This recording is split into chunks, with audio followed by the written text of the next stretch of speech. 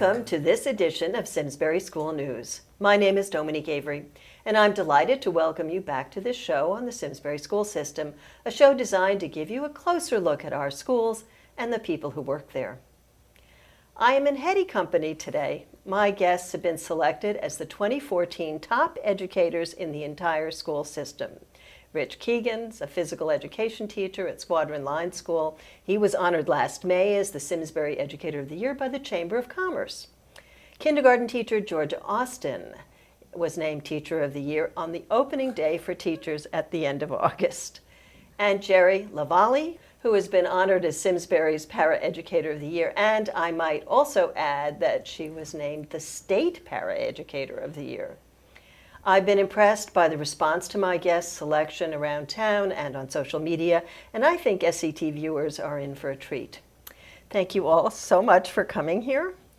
Jerry, I'm going to start with you. I already told you this off camera, but I was sort of puzzled by what is a paraeducator. I did figure it out, but why don't you tell our viewers? A paraeducator is a paraprofessional, the older terminology.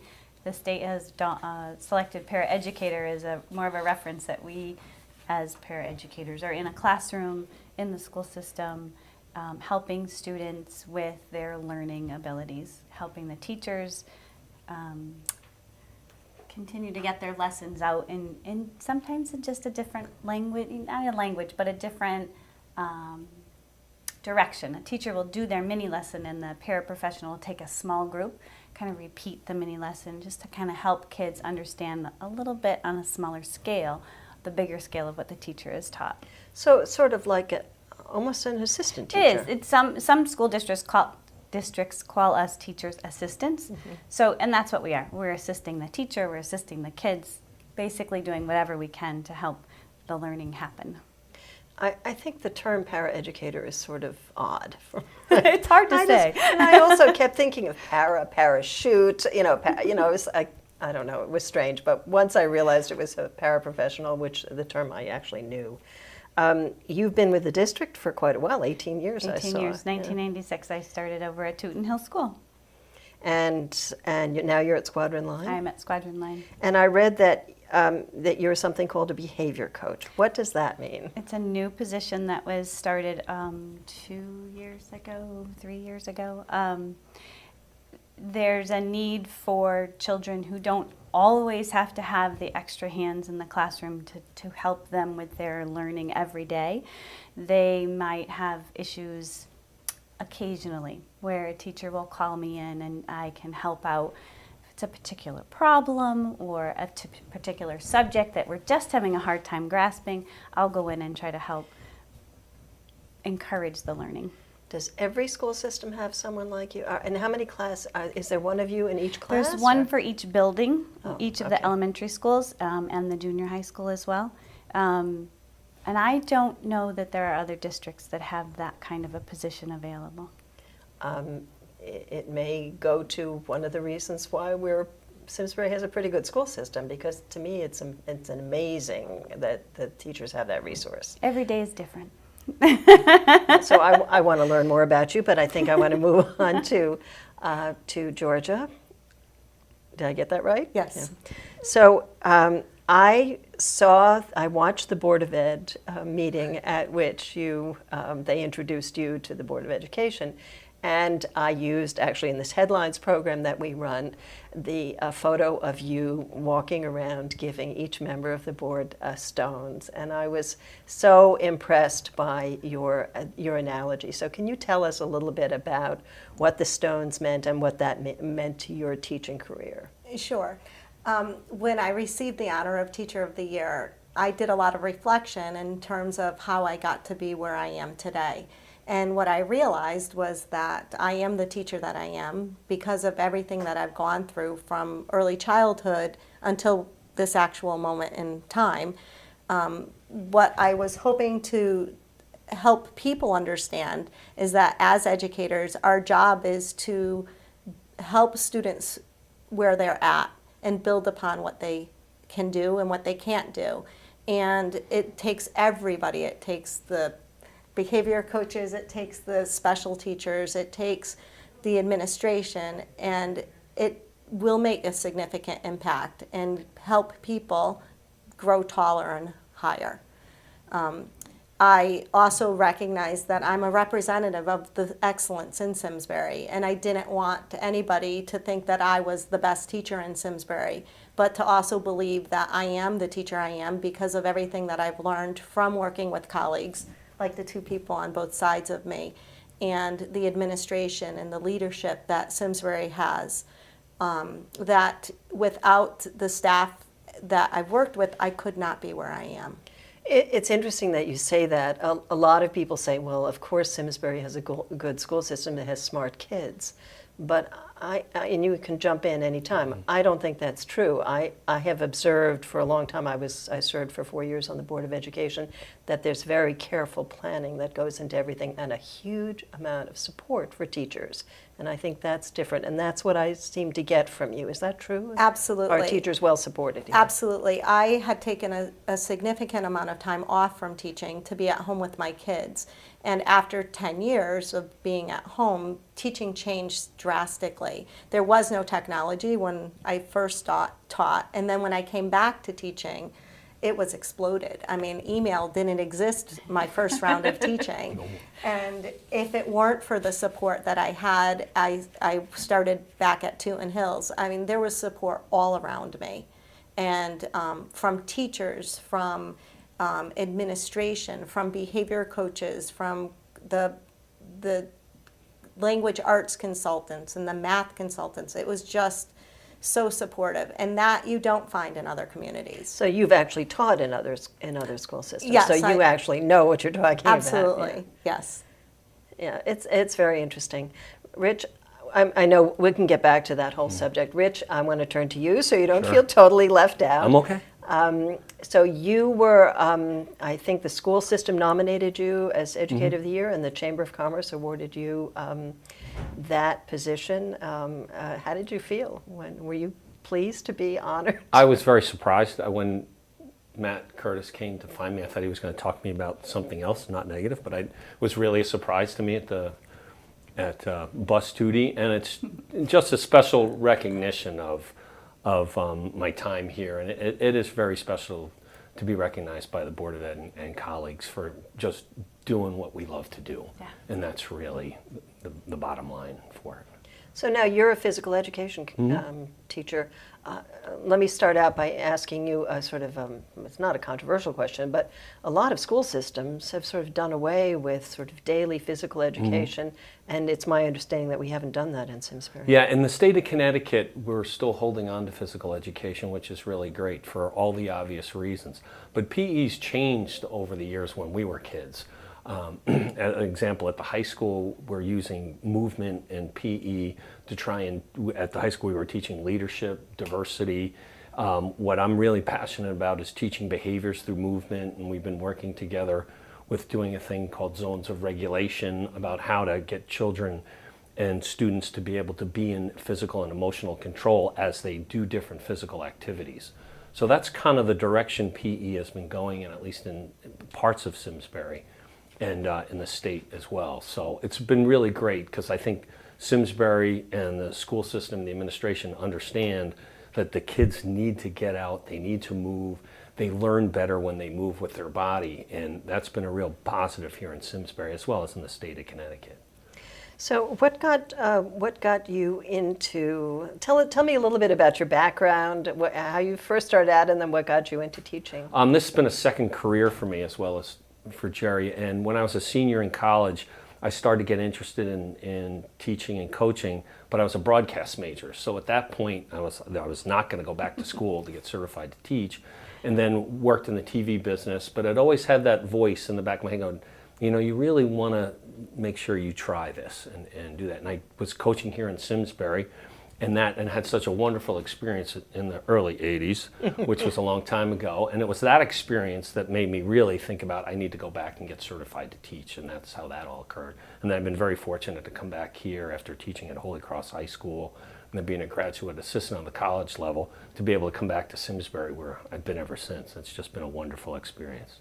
So maybe we could talk a little bit about this issue of sort of the quality of education here in Simsbury, and the thing that people always say from outside, well, you've got smart kids. Let's talk a little bit about what makes this a special school system. Who wants to start? I mean, I'll start. I do believe that I have family here. My kids went to school here. I've lived here for a long time. Another reason why we relocated my family here was because of education, quite frankly, not only about my job. But I really think it's the perfect storm in a positive way of families that are just so into their children's education. They're so supportive. You have an administration that truly has high expectations for what should happen because of the families. And then I get a chance to work with two people like this that are absolutely fabulous, that have high expectations for themselves and the entire teaching staff. There's a high expectation that you're going to do well and you're going to do your best for kids. So you add the families, you add the administration, and then you add the staff. It just feeds off each other, and it really is an amazing place to be. Jerry? I can only speak for Squadron Line because, I mean, that's where I've been for the majority of my career in education. But whenever there's a need, it just flows so perfectly that it just happens. You find yourself thinking, I need to know how to do, and the next thing you know, somebody's coming right to your rescue saying, this is what you need, and this is how you can find it. And it's just an easy connect with the people that work in the building. We all have a sense of what's going on around us. I just have to give my hats off to the families. The families, in my Amazing. experience, have been amazing. I, get as much family support as I can ever need, plus more. There's always families working and helping in the classroom. There's always families supporting if there's ever a problem or anything that I might need. Just today, a pencil sharpener was delivered to my classroom because I didn't really have a working one, and it just appeared. And that's what happens all the time in Simsbury. The families just step up to the plate and help out in any possible way that they can. Do you guys ever feel guilty that you're working in a place with such a wonderful environment and with such supportive parents and administration, and then you look at a Hartford or a Bridgeport? Do you ever feel guilty? I mean, sometimes I feel guilty. I mean, there's so much need there. I mean, have any of you ever thought of teaching we used to call it the inner city. I don't know if they still call it that. I think they have so many other factors going on that in Simsbury we don't really have to deal with as much because of the social economics of the areas, and very simply about having breakfast at school and we do have that in Simsbury now as well. But there's so many other issues that are going on in the urban school systems, it seems, that trying to the funding and all those other things in terms of trying to meet people where they need to be and what kids need is so much more of a challenge in general, I think. And it's a significant challenge to work in an urban school system from the people that I know because of all the other factors that are going on, because they don't have, not as many parents can support their children the way they do in Simsbury. And that's not a negative or positive, it's just the way it is, and we're fortunate here.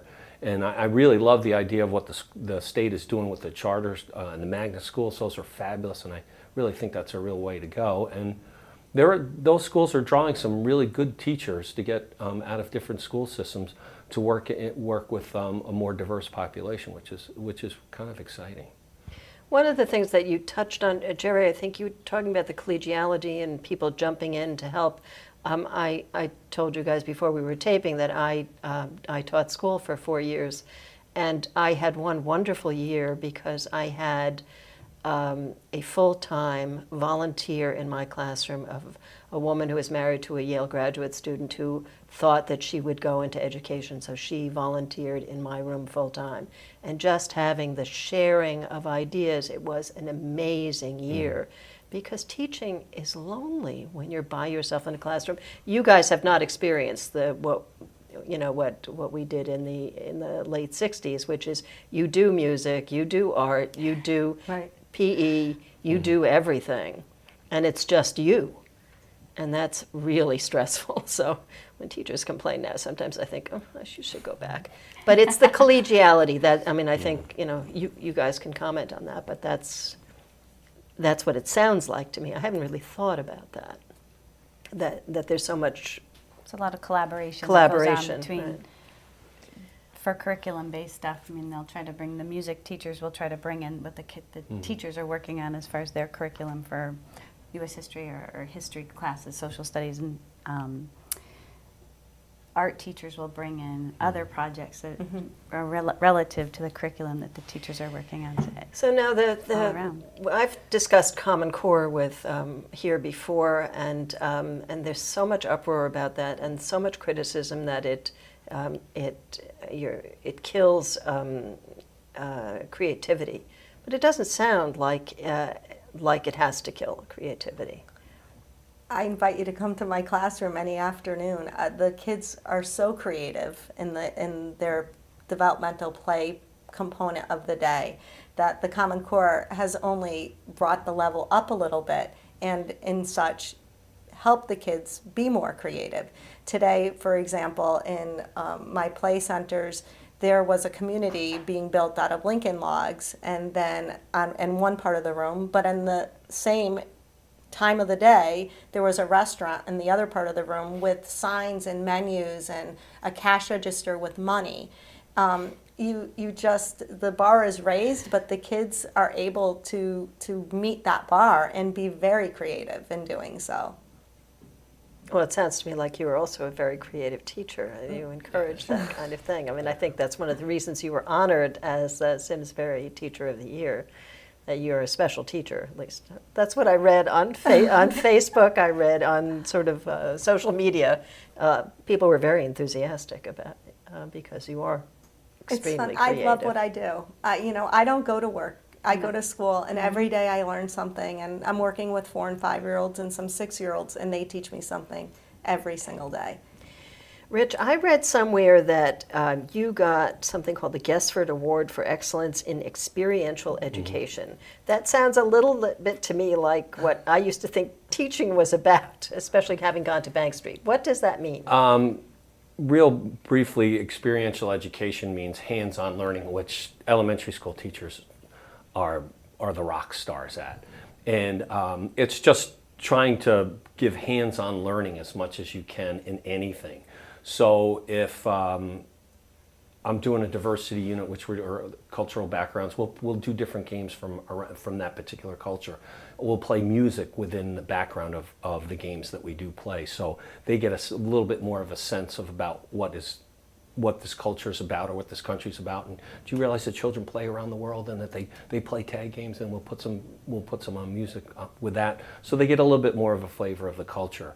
If at the high school level, when I was teaching, the students were reading a book called The Kite Runner, which is a really fantastic book, and I do an Afghan kite fighting activity to try and bring that book to life. So in one English class, we were flying kites, and then I brought that into my PE classes as well. So it's just finding what they do so well, finding hands-on experiences that will make the curriculum come alive. Grantland Rogers at the high school has done a wonderful unit over the years. He did a Native American unit there that was absolutely fabulous, where the kids would participate in different activities to make it become more real. But that's what happens in elementary schools. You had a dining room or a restaurant today, so which is fabulous. That's what it's really all about. So the two of you were both at Squadron Line last year. All of you All were at three. Squadron We Line. were. So you've observed Rich. Yes. He's an And- amazing right. instructor. Absolutely amazing. That's what's so much fun to work with both of them. I mean, we were together last year with your class, and just the things that they do are just absolutely amazing. And be able to call Jerry at a moment's notice and say, I'm having a little bit of a problem with a challenging student. Can you help me Right up there. redirect his attention? She comes in with a smile, and it's amazing to have that kind of support, which it didn't sound like you had years ago when you were in your teaching career. And No, certainly not. yeah, and that's what's really a huge thing. Or before class, George and I go, how are things going today? Well, the Right. class is a little upset right now, and I have a couple of kids that are a little bit of a challenge keeping them, and just giving me strategies to help with them is just fabulous. I mean, I'm so bowled over because that's been my point all these years, is that teaching is so lonely. Yeah. That was my experience. I thought it was like the hardest job ever. And it sounds to me like you're in an ideal teaching situation. And I don't know if it's true everywhere in the system. I'm Yeah. sure there are people who don't like some things about Simsbury education, but it sounds to me like the three of you bring something very special. And I wish I'd had you the years ago when I was teaching. I might not have left. So what are some of the techniques that you use when you, when you have a child who's having a little bit of trouble? A You positive brought it up. attitude. You come at it with a positive attitude, try to get the kids to think of what their actions are and give them a way out, give them choices. Choices are so important for kids to understand that they do have choices and they make choices every day. And so if we're in a tough situation, so we have a choice, we can do this, or we have a choice, we can do this. Which one do you think is going to be the better one for you? And usually they can come around and with a little bit of humor, just a little chit chat, we can work through the problem and get right back on task and start the day again, start the little session again. It's good. Boy, I'm jealous. I had a young boy who I never could quite figure out what was wrong because it was so long ago, much older than you guys are.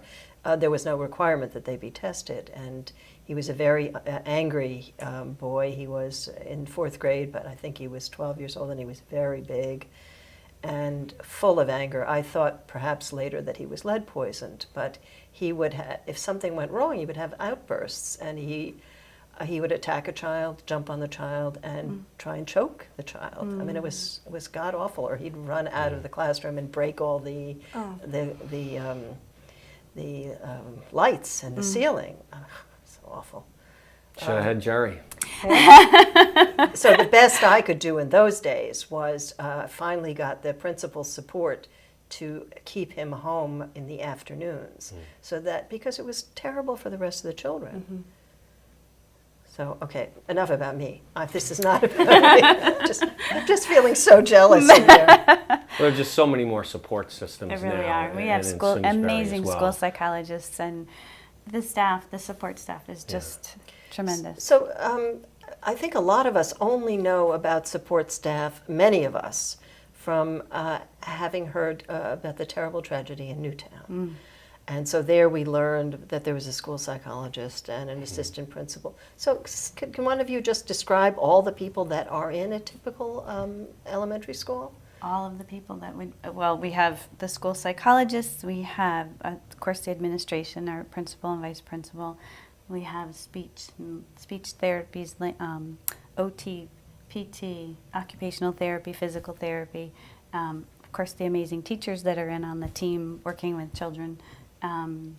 Classroom paraprofessionals. Lots of classroom paraprofessionals. I am one of 80 in the district, and there are some wonderful, wonderful people that are Then working. you have in music support, art support? music, art, PE. PE. Now, are those people in the building, or do they travel? Or Some of us travel and some of us stay in the building. Rich, how about you?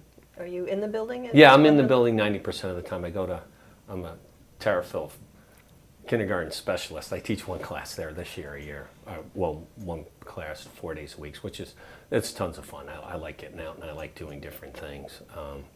But yeah, there's a tremendous amount of support staff. And I oftentimes hear, well, I'm 57, we didn't have all that kind of support when we were back against the people Exactly really what I need was that. saying. You know, and again, that's an example where Simsbury's doing so well. We've learned a lot over the last 30 years in education on how to much better support children than we did back when I was a kid. I grew up in the New York City area and went to Catholic schools for many years, and I'm looking at my 3rd grade pictures, and I look at the picture and I go, wow, there's a lot of kids. I look at my 4th grade picture and my parents going, there's 45 kids in this class. I don't know how anybody learned anything. I guess I did somewhat, but now we've just learned so much more. So have all the support staff with lower class numbers is one of the reasons why Simsbury's doing so well in towns like us, because you get that individual support that you wouldn't have gotten 30 years ago.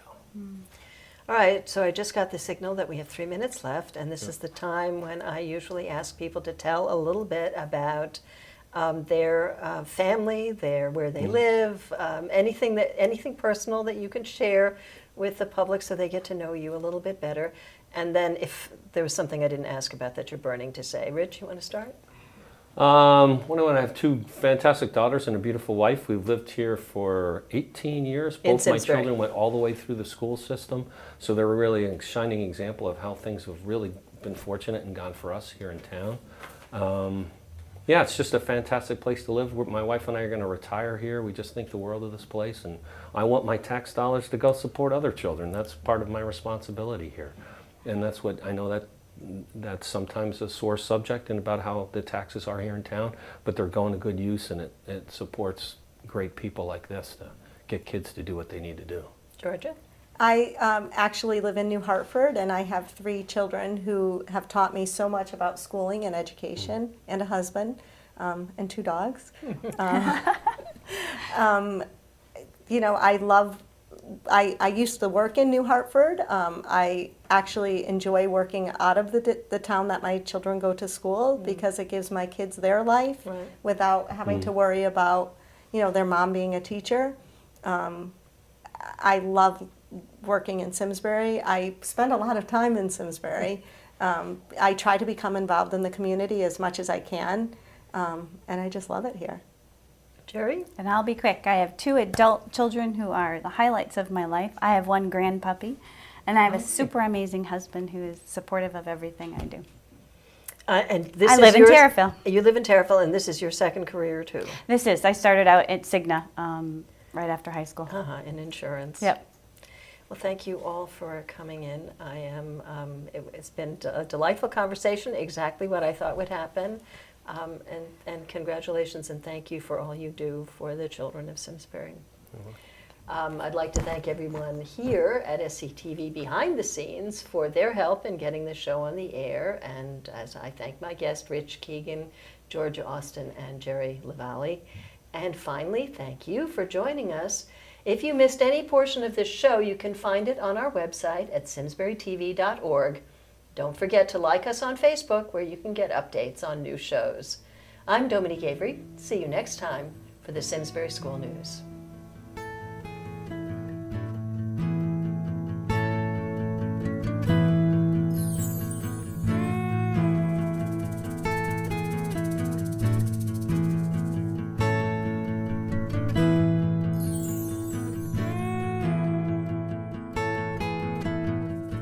Funding for Simsbury Community Television is provided in part by contributions from viewers like you. Thank you.